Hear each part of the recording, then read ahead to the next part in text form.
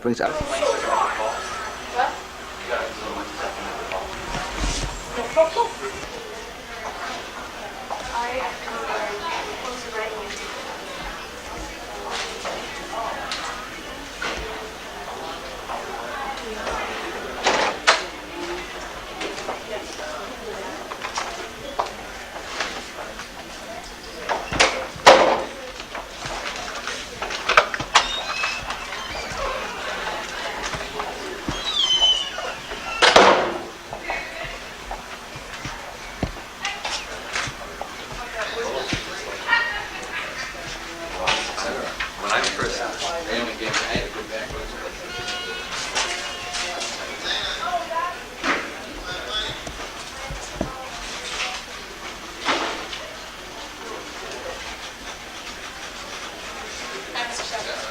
Hi there.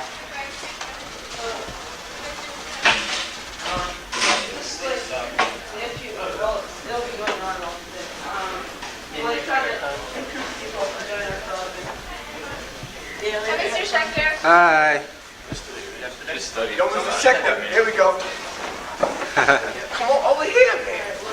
Right here. Watch out. Come on.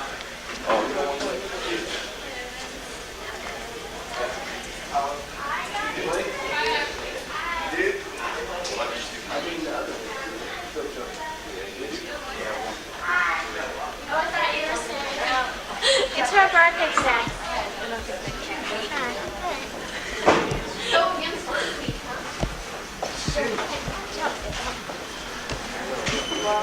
Easy, right?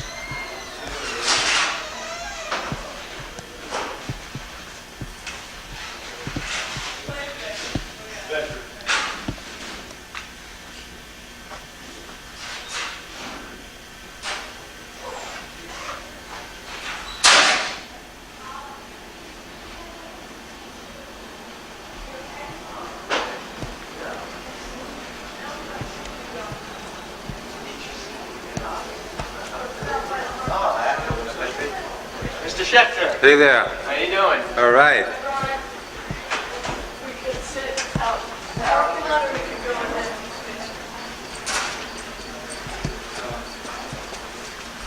Come get the lanyards.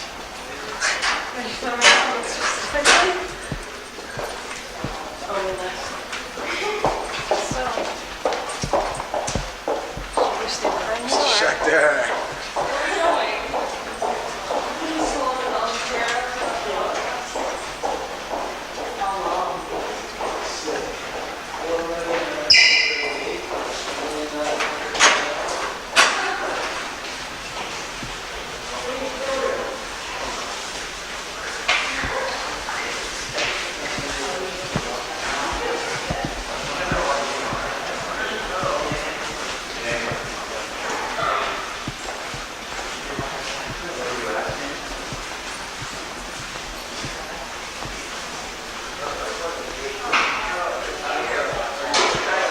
Hi, Mr. Schechter.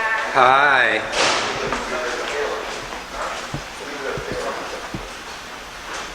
I was trying to get this house.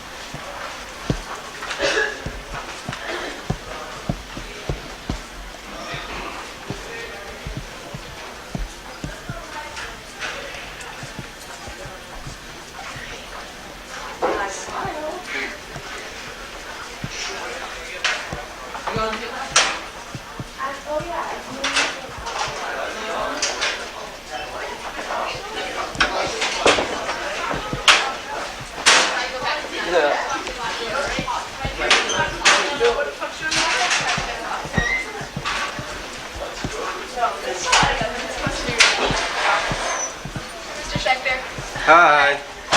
And you're taking all the Oh, we're not going to make the asshole.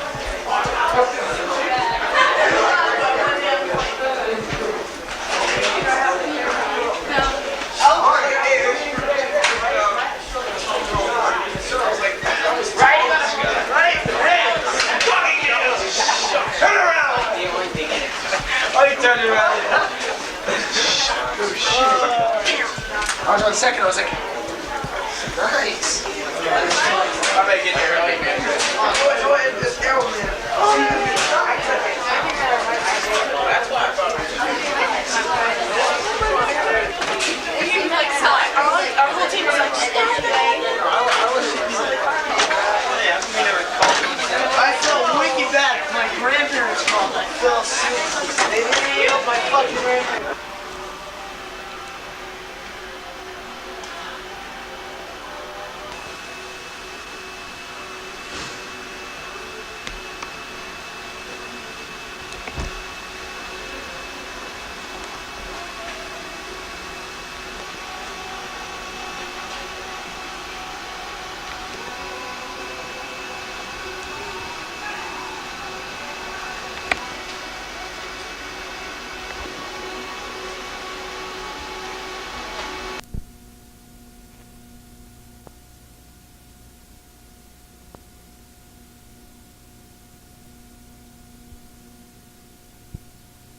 poor, and that your autofocus feature will not operate properly.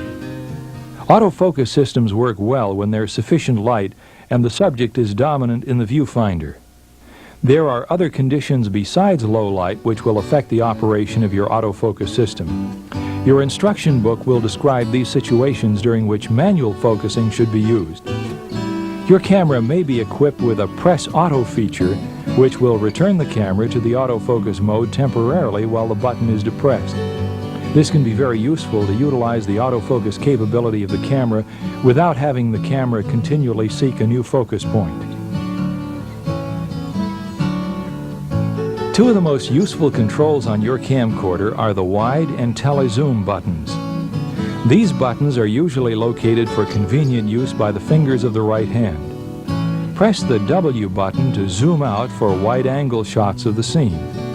Press T to zoom in for a close-up shot of your subject. Of course, you may stop anywhere in between depending on your composition.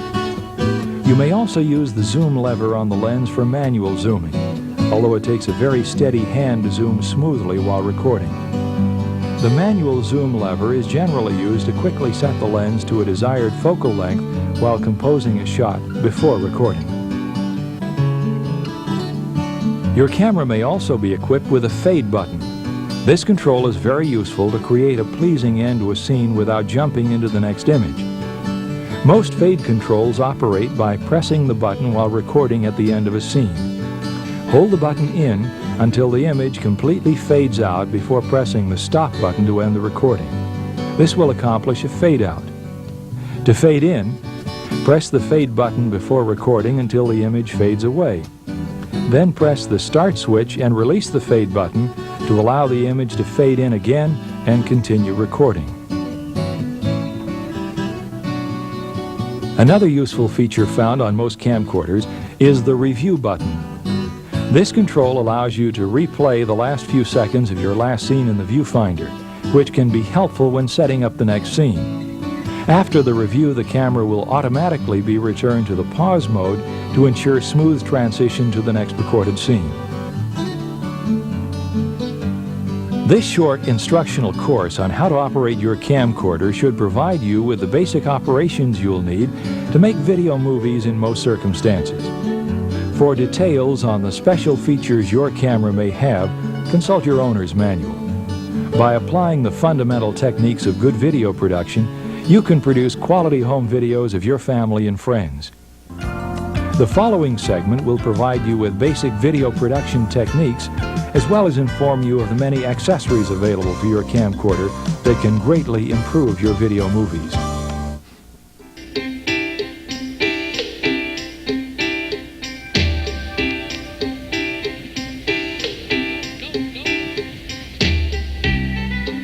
The basic operation of your new camcorder system is only the first step in really beginning to enjoy your future in home video making. With a full understanding of the fundamental techniques of video production, you can begin to concentrate on capturing the special moments that you and your family will cherish for years.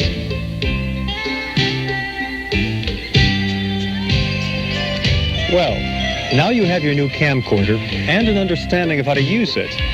But just knowing how to operate your camera won't ensure that you'll go home with the events or the moments that you thought you'd captured. Too often, an entire day of family fun can be videotaped, only to find some disappointing results once the family sits down to view it. There are some basic techniques and rules in video production that, if followed, can make your video look much more professional. And best of all, by following these basic rules, your video will tell a better story to your viewers.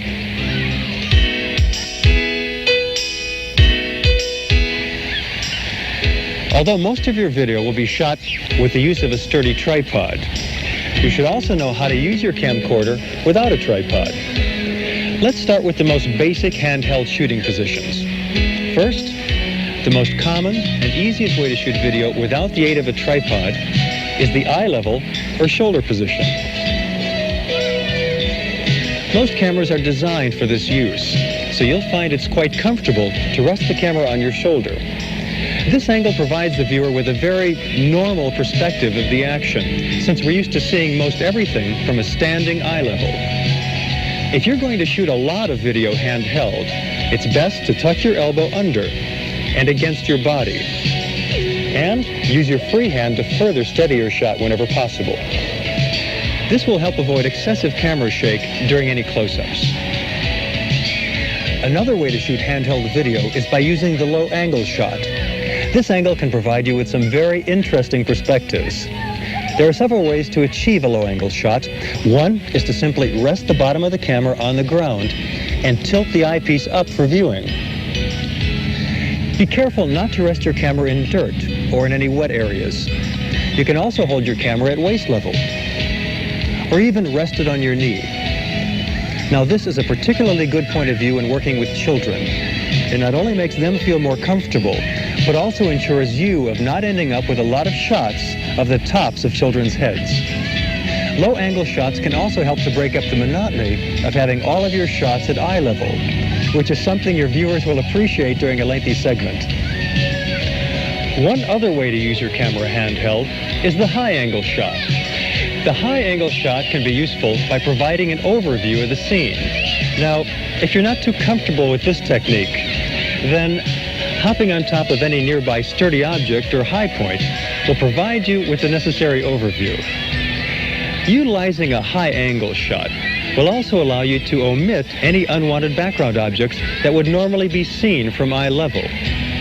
The appropriate use of different angles and viewpoints can add variety and interest to any video you shoot.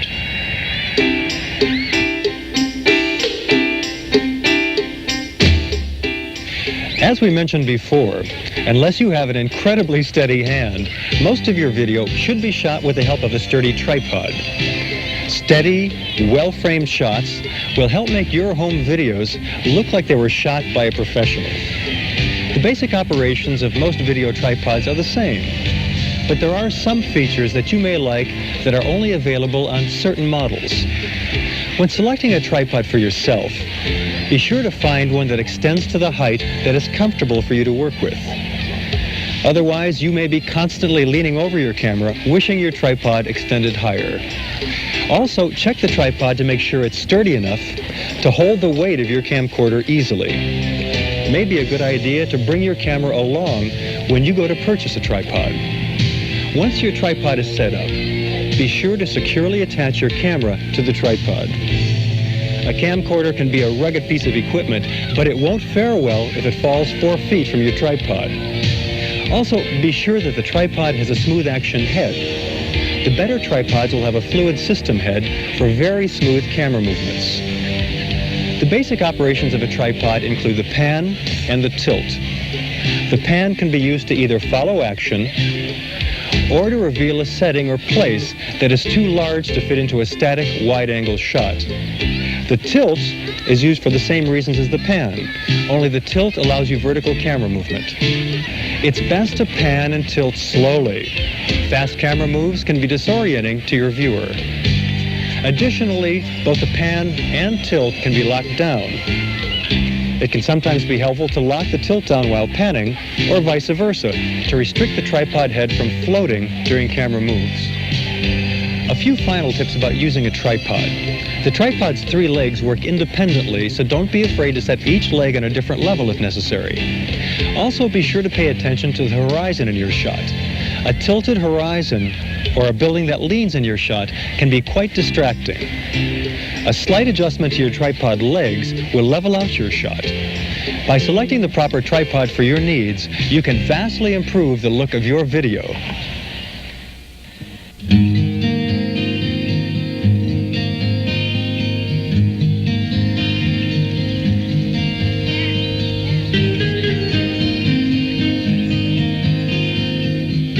Most people don't think about controlling light when working outdoors with a camcorder. But the fact is, by paying attention to a few simple rules and guidelines, you can produce much better looking video with little or no extra effort.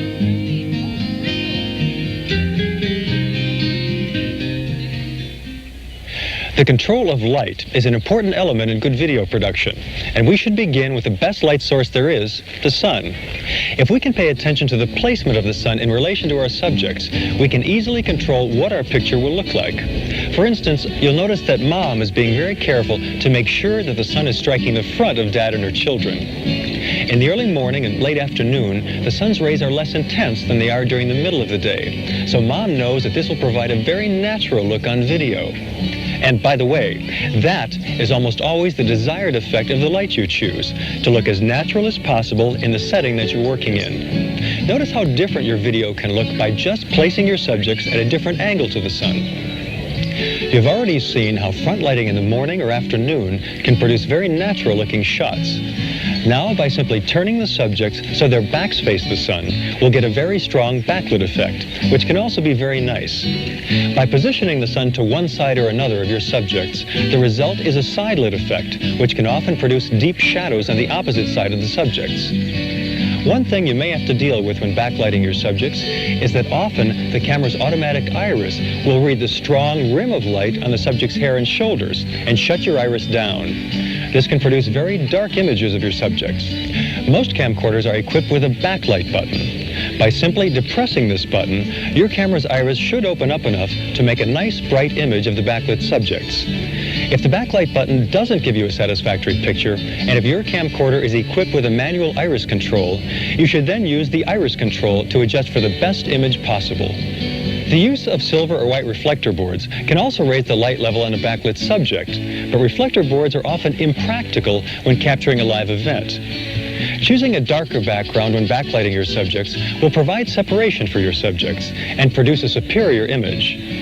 One other purpose for the backlight button is to compensate for a scene in which your background is much brighter than your subject. The backlight button will again open the iris to provide you with a brighter image of your subject. As we mentioned earlier in this tape, paying attention to your background can help you avoid high contrast and distracting shots. By simply stepping to one side or the other, you can usually find a more fitting background for your shot. One other caution about backlighting your subjects.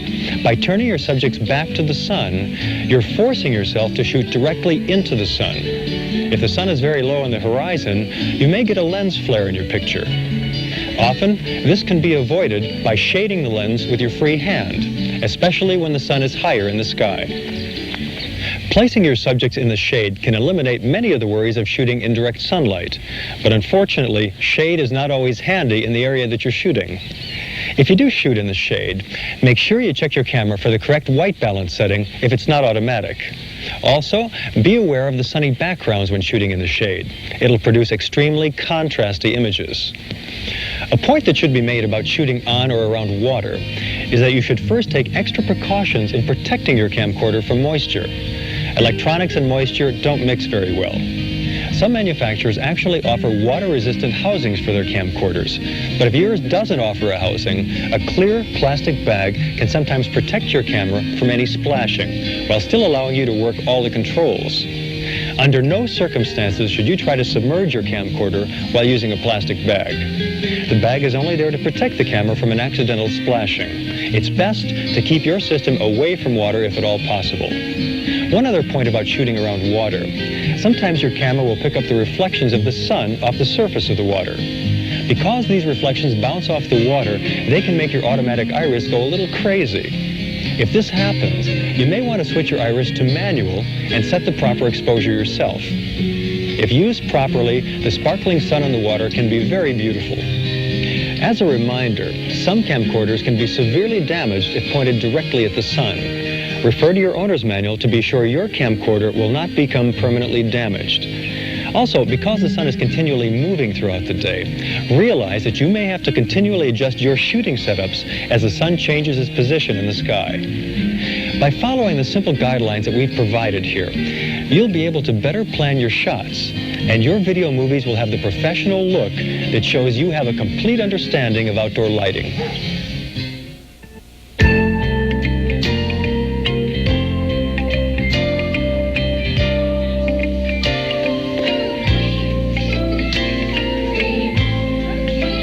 Capturing a child's birthday on video can be a very special memory.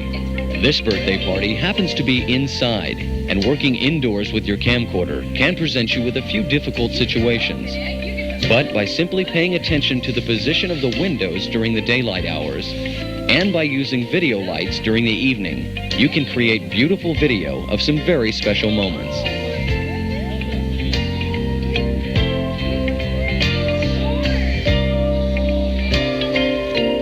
Working your camcorders indoors is just as easy as it is outdoors. And just as there are guidelines to follow for shooting outdoors, there are simple rules and suggestions to follow that will ensure successful indoor videotaping. During the daylight hours, there is usually plenty of light in your home to provide you with nice, sharp video images. You'll find that if there isn't a sufficient amount of light in your room, the quality of your video images will suffer. Most camcorders are very sensitive in low light conditions, but it's still a good idea to work with as much light as possible. The simple answer is to open up any curtains or shades to fill the room with light. But exposed windows on all sides can also cause you problems. Your camcorder's iris automatically sets the exposure, and if a bright window is directly behind your subjects, the iris will close down and produce some very dark images of your subjects. To avoid this, try to pre-plan where your subjects will be sitting. Of course, you don't want to put your family or friends in an awkward place, but if you can make sure that the majority of your light sources will be facing your subjects, your video will look a lot better. If there does have to be a window behind your subjects, close the drapes or shades if possible. If all else fails, shoot your video from angles in the room that will exclude the bright windows behind the subjects. Now, if the room that you're shooting in doesn't have sufficient light for good quality video, or if you'll be shooting during the evening hours, you'll have to incorporate the help of some additional artificial light.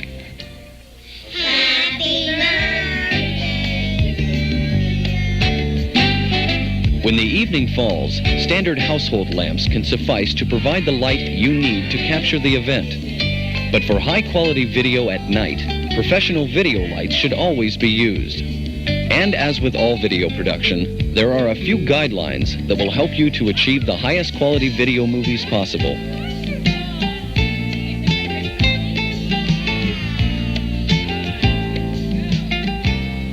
The use of light in video can greatly expand the potential of your productions.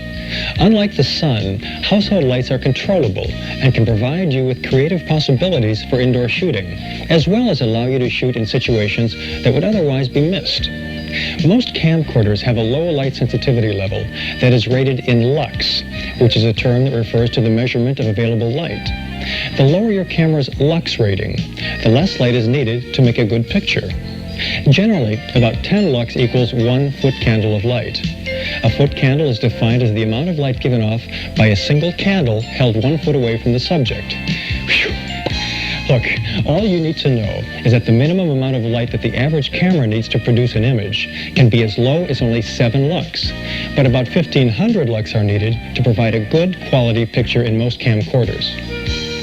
If we use our birthday party as an example, you can see the difference in picture quality when using no additional lighting at all, additional household lights, and finally, professional video lights. The shot with the most light on it is indeed the highest quality video. Now, if the household lights that are available to you have only low wattage bulbs, you can easily replace the bulbs with higher wattage light bulbs. Do read any caution labels that may be on the lamp, as many lamps can only safely handle low wattage bulbs. As we mentioned earlier, standard household lights will provide you with adequate video, but to achieve more professional results, you should be using lights that are designed for use in video. Most video lights are much stronger than household light bulbs, and because video is an electronic signal, a stronger light will produce a stronger, cleaner video signal. You can see the difference that additional video lighting makes in comparing these two shots of our birthday party. When you're looking to buy video lights, you should realize that there are a variety of different lights available. The simplest way to add light to your scene is by using the popular camera-mounted light. These compact lights attach directly to your camcorder, can be operated by AC or battery, and are available in many different powers, ranging from 50 to 300 watts. The battery-operated lights are usually less powerful and may have a few less features, but they do give you the freedom to move around while videotaping. There are many different types of on-camera lights available, some of which are so sophisticated that they actually have electronic eyes that automatically vary the light intensity, depending on the distance to your subject. This feature ensures that you won't overwhelm your subjects with light. Although on-camera lights are the simplest way to add light to your scene, they don't provide very natural-looking light. Often, they produce harsh shadows on your subjects. If what you desire is a more natural-looking light source that won't be moving with your camcorder, then you might consider either video photo floods or quartz video lights. Both require light stands and are available in several different power ratings. While video photo floods can provide you with a less expensive video lighting system, they do have a few drawbacks. The life expectancy of photo floods is only 15 to 20 hours, and they're not very color consistent. Quartz lamps, on the other hand, are designed to be extremely color consistent for their entire 50 to 60 hour bulb life. Although there are some complex ways to light a scene, the simplest way to light with a single off-camera video light is to place the light next to your camera and either shine the light directly at your subject, which can also produce harsh shadows, or bounce the light off a wall or ceiling to raise the overall illumination of the room.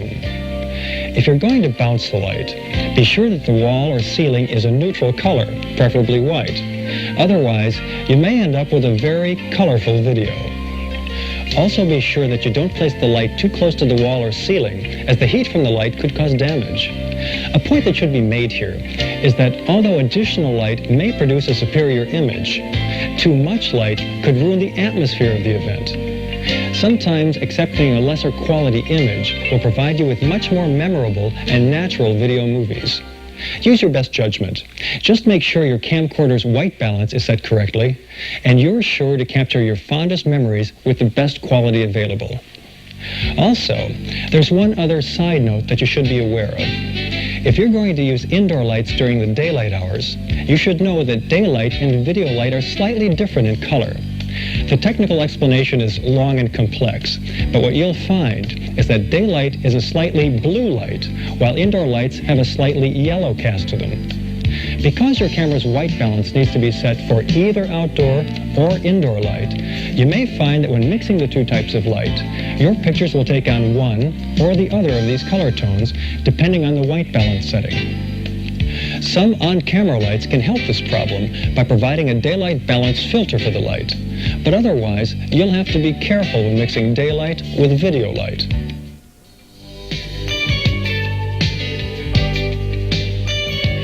Sound is probably one of the most important aspects of good video production, but it's also one of the most overlooked and ignored parts of working with video. You'll undoubtedly encounter many different sound environments while videotaping, parties, weddings, and sporting events to name a few, and some of them are much more complex than others.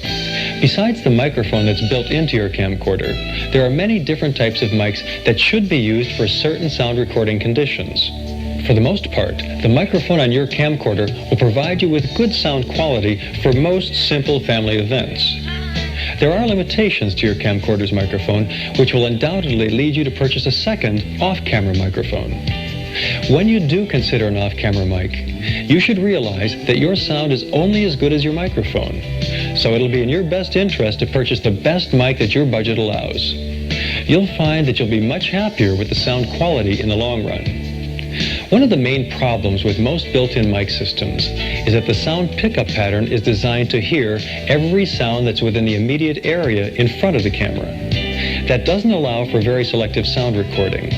The microphone sound pickup pattern is only slightly directional, which means that it doesn't pick up sound from all directions. While this probably sounds like it would be the optimum system, it can create some sound limitations for you. Built-in mics demand that you be within a reasonably close range of your subject to pick up good sound quality, which can be impossible in certain situations such as wedding ceremonies. Also, if your recording environment is very quiet, some built-in mics will actually pick up the noise from the power, zoom, and automatic focus motors in your camera. Even those models that have a detachable mic or provide a telescopic microphone extender will not eliminate all of these problems. The answer to each problem is to use the proper microphone for the situation. There are several different types of off-camera mics available, and each needs to be connected to your camcorder by means of an external microphone jack. The most popular type of accessory microphone is the handheld mic. This mic would probably be the best choice for an all-purpose off-camera microphone. The handheld mic has a thin cable that attaches directly to your camcorder, or can also be used with a mic extension cable. Designed with a cardioid or heart-shaped pickup pattern, the handheld mic is useful for on-location reporting, or for those instances when it may be handy to pass a microphone around, as with a party or a wedding reception. If the mic cable is an inconvenience, you may want to consider a wireless handheld microphone. The wireless systems cost a bit more, but can provide you with a lot more flexibility, especially when the camera is going to be moving around a lot, as at a birthday party. Wireless microphones work off a two-part system. The first being the transmitter, which connects to the mic and is either worn by the subject or set next to the microphone. And the second part is the receiver, which is attached to your camcorder and connected to your external mic jack. The wireless systems are simple to use, and for the flexibility they provide, are quite affordable. There are some other special use mics available. The lavalier or tie-clip microphone is the type of mic you see most often used by a newscaster. This mic has a directional pickup pattern and is usually clipped onto the user's clothing just below the face. Also, because of the small size of these mics, they can easily be concealed under a piece of clothing to create an even more natural appearance for your subject. It's ideal for recording sound of just one person, such as an instructor or speaker, or even a small group of people. Lavaliers have a thin mic cable that can be connected directly to your camcorder or to a mic extension cable to provide more distance from camera to subject.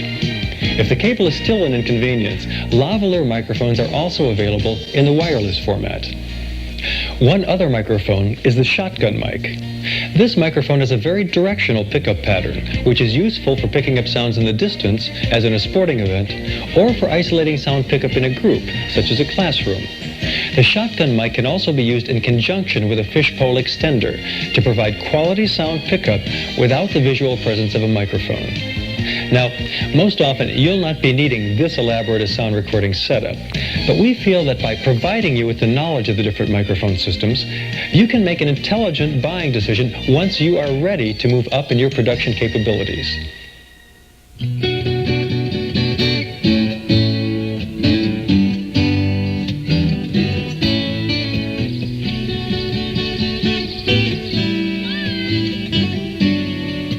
The way that you frame your shots has a lot to do with the way that your viewer perceives your video.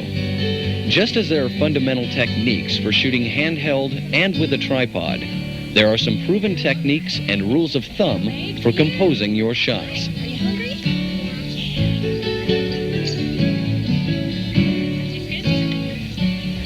Because your camera is equipped with a zoom lens, a variety of different shots are constantly available to you. Defining what these different shots are and what they convey to your viewer can help you make intelligent decisions about your shot's composition.